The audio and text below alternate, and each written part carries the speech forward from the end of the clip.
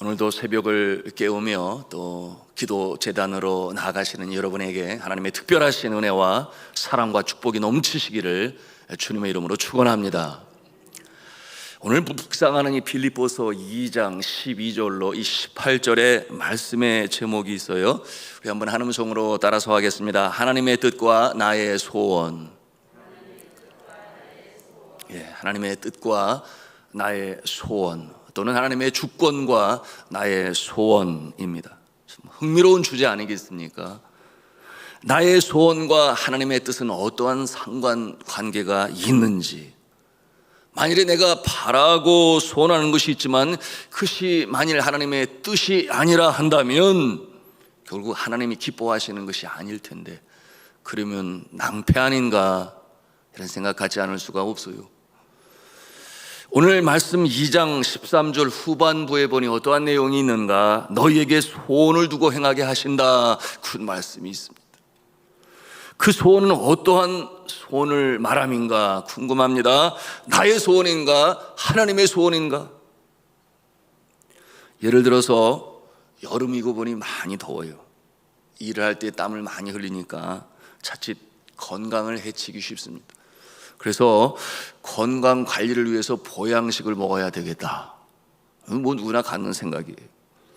삼계탕을 먹든지 추어탕을 먹든지 먹어야 되겠다, 그런 생각이 들어요. 그러니 아내에게 부탁을 하기를, 여보 더워서 그런지 몸이 시원찮아, 그러니 삼계탕을 좀 해먹지, 이렇게 얘기를 했습니다.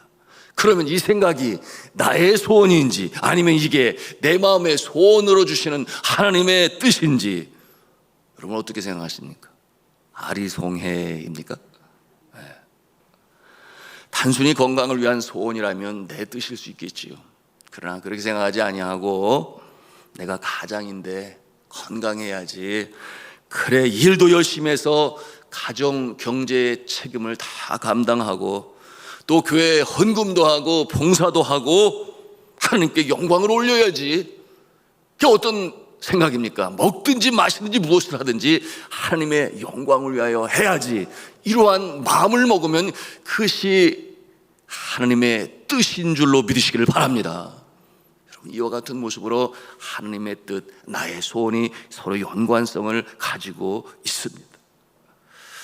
자, 오늘 아내 되신 여러분들은 남편을 위하여 맛있는 삼계탕을 준비하시기를 바랍니다. 그리고 우리 남편 되신 분들은 이 더위에 구슬땀을 흘리시더라도 열심히 가정을 위하여, 하나님의 나라를 위하여 수고하시는 그와 같은 밥값을 잘 감당하시기를 주님의 이름으로 부탁합니다. 이와 같은 모습으로 우리가 살아가는 것이에요. 하나님께서 우리 마음에 소원을 두고 행하십니다. 그런데 어떠한 소원인가? 오늘 말씀해 보니 13절 중반에 말씀하세요. 자기의 기쁘신 뜻을 위하여, 그렇게 말씀하고 있어요. 나의 기쁘신 뜻이 아니다, 자신의 하나님의 기쁘신 뜻을 위하여. 그러니 우리가 생각할 수 있어야 하겠습니까?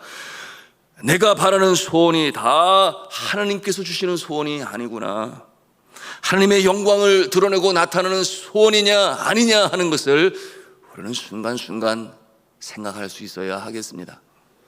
내 개인의 정욕을 위한 것이라면 하나님의 소원이 아닌 것이 분명하니, 그러한 정욕은 십자가에 못 박고 예수로 살아나야 한다, 이와 같은 자세를 가져야 합니다.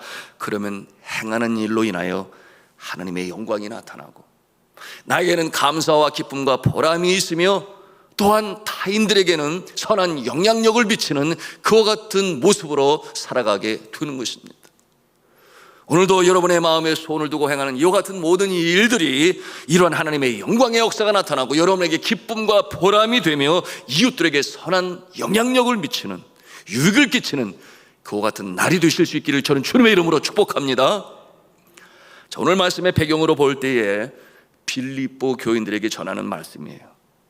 그러니 이 소원은 어떠한 소원인가? 가장 중요한 소원 무엇이겠습니까? 이 소원은 삼계탕이 아니요, 돈을 많이 벌라는 그런 소원도 아니요, 또한 출세해라도 아닙니다. 물론 이런 소원도 필요하지요. 필요합니다. 하나님의 영광을 위하여 나 자신의 기쁨과 보람, 이웃에게 선한 영향력을 미치기 위하여 필요합니다. 건강도 필요하고 출세도 필요해요. 나의 소원과 하나님의 뜻이 어떤 관계, 어떻게 이루어지는가, 이 맥락을 살펴볼 때는 다를 바가 없어요. 구원의 소원이나 내 인생에 바라는 소원이나 그것이 하나님 기뻐하시는 모습이라면 다를 바가 없다. 그 가장 중요한 소원이 무엇인가? 오늘 말씀해 보니 그것은 바로 구원입니다. 구원의 소원. 빌립보 교회 성도들의 소원, 모든 인간의 소원 아니겠어요? 그것은 바로 구원에 대한 소원인데요. 너희가 구원을 받기를 원하느냐? 그러면 어떻게 그 소원을 이루겠느냐? 이렇게 해야 한다 하는 그 주제로 오늘 이 사도 바울은 빌립보 교회 성도들에게 말씀합니다. 우리 12절 말씀을 같이 읽겠습니다. 시작.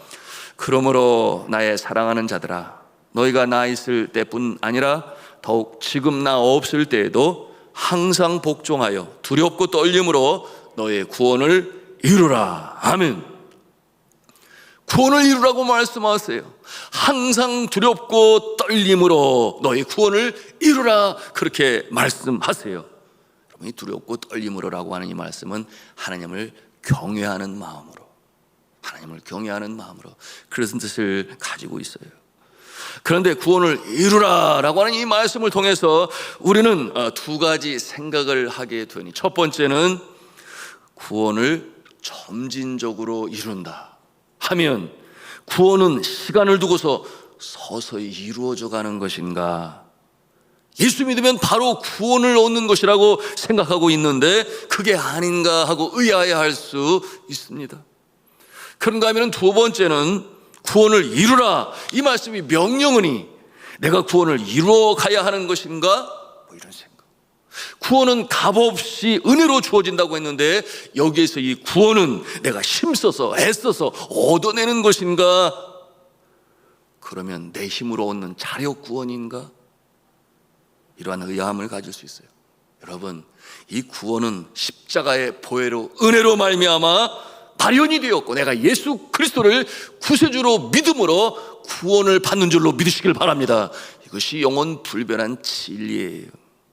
그러므로 여기서 구원을 이루어간다라고 하는 이 표현은 구원받은 자가 예수 믿고 변화되어져 가는 과정을 이렇게 표현한 것입니다. 여러분, 예수 믿고 구원받은 자가 변해가요. 어떻게 변해갑니까? 예수 그리스도의 성품을 닮아갑니다. 그런데 한순간에 이게 확 변하는 게 아니죠. 내가 오늘 예수 믿었다고 하여 그 순간 180도 성품이 변합니까? 삶의 행동, 거지, 태도가 다 확 변합니까? 그렇지 않아요. 예수 믿으면 거듭납니다. 속사람이 새 생명으로 태어납니다. 그러면 이제 자라나기 시작해요. 성장, 성숙해 갑니다. 빌립보서 1장 6절에 있는 말씀이에요. 뭐라고 그랬는가? 너희 안에서 착한 일을 시작하신 이가 그리스도 예수의 날까지 이루실 줄을 우리가 확신하노라. 이 같은 말씀이 있어요.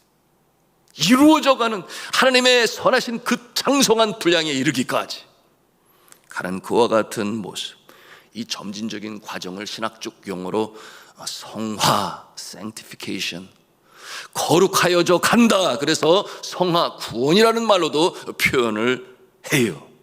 이 성장하고 성숙해지는 과정, 이 모습을 표현하고 있는 것입니다.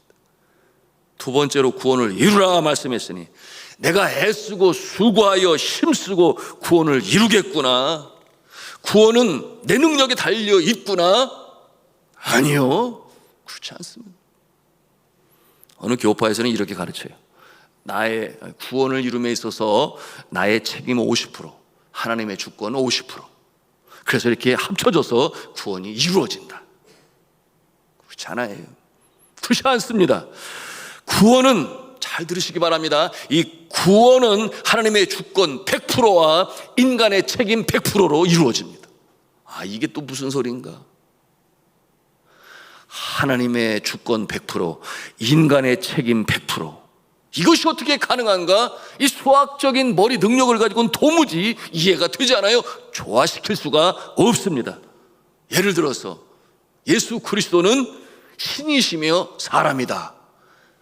그래서 신인, 인간의 성정과 또 하나님의 또 그 능력을 가지고 계시다. 그렇게 말할 때에 그러면 예수님은 50%는 신, 50%는 인간, 그런 뜻일까요? 그렇지 않아요. 우리 예수님은 100% 신이시며 100% 인간이셨습니다. 그런데 이게 수학적인 머리로 이해가 되느냐? 말 되지 않죠. 그래서 이런 부류의 사람들이 있습니다. 소위 숙명론. 인샬라 들어보셨어요? 이슬람 교회에서 인샬라 모든 것이 다 하나님의 뜻이다, 그렇게 말하여 숙명론을 가지고 사는 사람들인데요. 그러니 다 하나님의 뜻이다, 다 맡겨라, 내가 뭐 할 것이 없다. 그런데 이런 모습이 기독교인들 중에도 있어요. 그래서 복음이 땅끝까지 전파될 것이다, 어련히 하나님이 알아서 할 것이니 내가 전도하지 않아도 땅끝까지 복음이 증거될 것이야, 뭐 이렇게 믿고서 전도하려고 하지 아니하는 그와 같은 모습이 바로 같은 부류에 있는 모습인 것이니, 여러분 이것은 잘못 이해하고 있는 것이죠. 그런가 하면 반대로 인간의 책임과 의무를 100% 강조하는 그와 같은 모습들이 있어요. 하나님의 주권을 무시합니다. 하나님은 천지창조를 마치셨고 그러므로 이제는 인간에게 맡기셨으니 이제는 인간이 다 할 수 있다. 하나님은 아주 먼 곳 그 어느 곳에 계시면서 인간의 세상에 관여하시지 아니하신다. 그러니 인간이 다 책임을 가지고 있다. 여러분 이와 같은 모습은 어떤 모습으로 발전하는가? 사신론이라고 그래요. 하나님은 죽었다. 하나님은 죽었다. 어디서 많이 들어보셨죠? 그런가 하면 무신론자가 되는 접경이 됩니다. 이러한 양극단의 잘못된 생각을 바로잡기 위해서 오늘 사도 바울은 구원의 소원이 어떻게 이루어지는가에 대해서 설명을 해주고 있어요. 그것이 바로 초두의 제목으로 말씀드린 하나님의 뜻과 나의 소원, 하나님의 주권과 나의 소원은 어떠한 관계인가 하는 그와 같은 내용으로 풀어가고 있으니 그 내용이 바로 2장 13절의 내용이에요. 우리 2장 13절 말씀 다시 읽도록 하겠습니다. 시작. 너희 안에서 행하시는 이는 하나님이시니 자기의 기쁘신 뜻을 위하여 너희로 소원을 두고 행하게 하시나니. 아멘.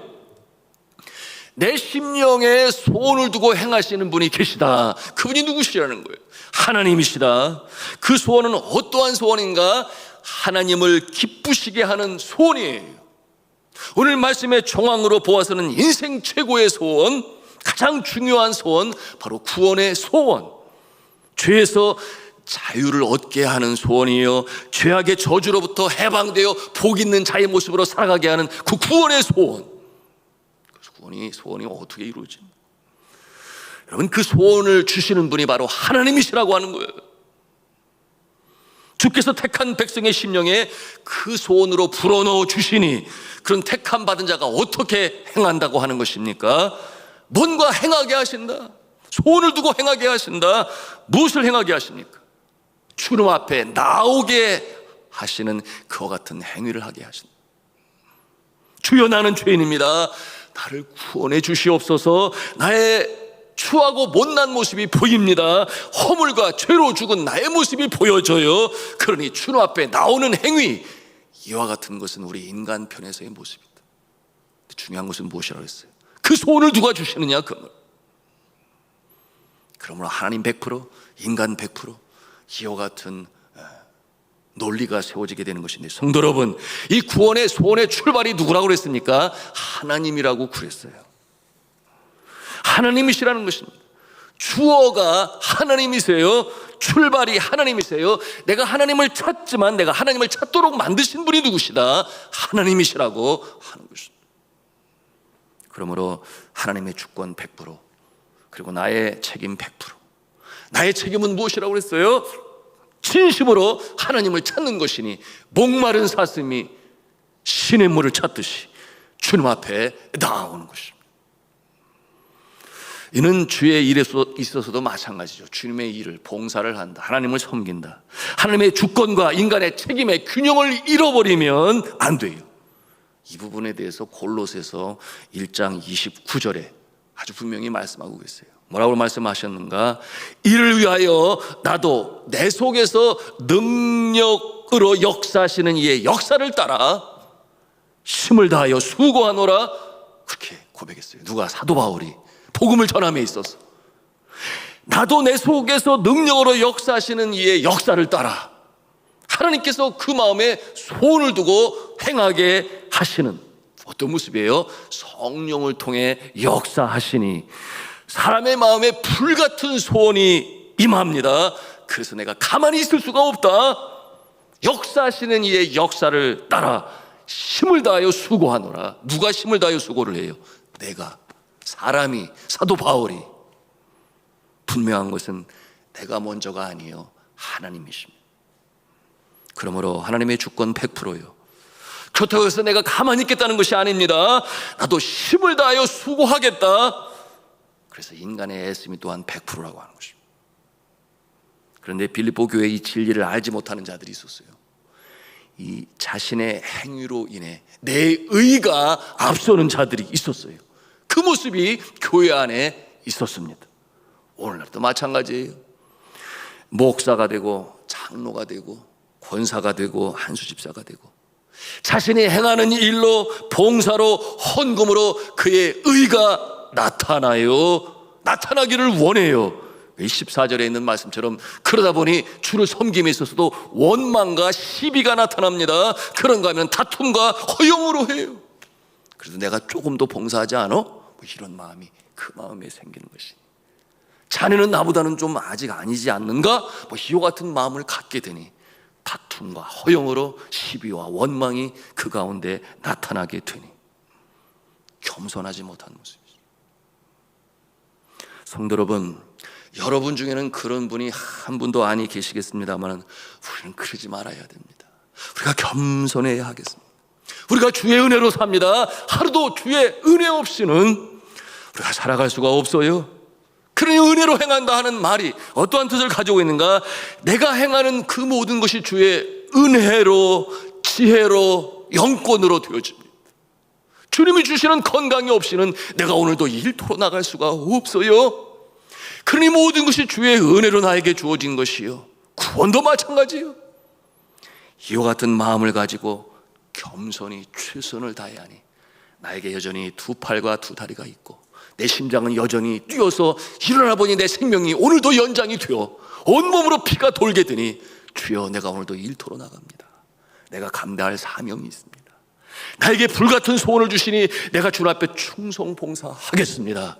이와 같은 모습이 되어 복 있는 인생으로 살아가시는 그와 같은 모습이시기를 저는 주님의 이름으로 축원합니다.